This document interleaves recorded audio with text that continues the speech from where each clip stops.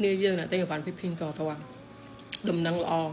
ភីងតតអាចឲ្យយើងជ្រើសយកក្រុមហ៊ុនដឹកជញ្ជូនចំនួន3 G80 Express ហើយនិង CE ខ្ញុំអត់ដឹងថាខ្ញុំហៅត្រូវខុសណាតោះគ្នា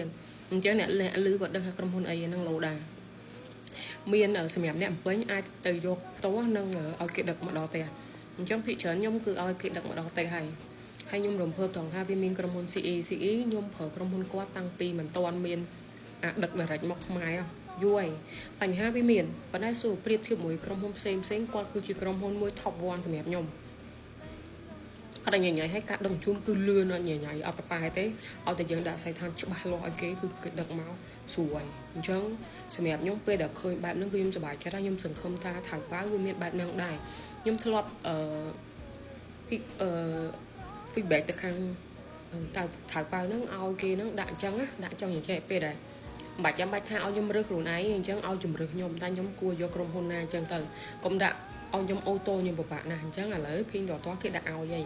គឺអាចឲ្យខ្ញុំហ្នឹងរើសយកក្រុមហ៊ុនណាមួយដែលខ្ញុំគិតថាអូខេជាមួយខ្ញុំអញ្ចឹងគេឲ្យខ្ញុំ3អញ្ចឹងវាគ្មានអីក្រៅពី CE វាព្រោះឲ្យខ្ញុំ CE ខ្ញុំប្រើចូលចិត្ត4 ទៅ 5 ឆ្នាំមិនថាដឹក direct ឬក៏ដឹកប្រើលុយទេក្រុមហ៊ុនគាត់ហ្នឹងសួរក្រុមហ៊ុនណាក៏មានបញ្ហាដែរប៉ុន្តែបើប្រៀបធៀបជាមួយក្រុមហ៊ុនផ្សេងដែលខ្ញុំធ្លាប់ប្រើ CE គឺ the best ចាខ្ញុំឲ្យ rate គាត់7 ទៅ 8ដោយសារគាត់សម្រាប់ខ្ញុំបញ្ហាមានប៉ុន្តែតិចតួចបំផុតហើយដឹកបើសិនជាអីវ៉ាន់ហ្នឹងមកដល់ខ្មែរក្នុងថ្ងៃហ្នឹងយើងសម្រាប់អ្នកពេញខ្ញុំអត់ដឹងអ្នកខេត្តមិនទេប៉ុន្តែសម្រាប់អ្នកភ្នំពេញ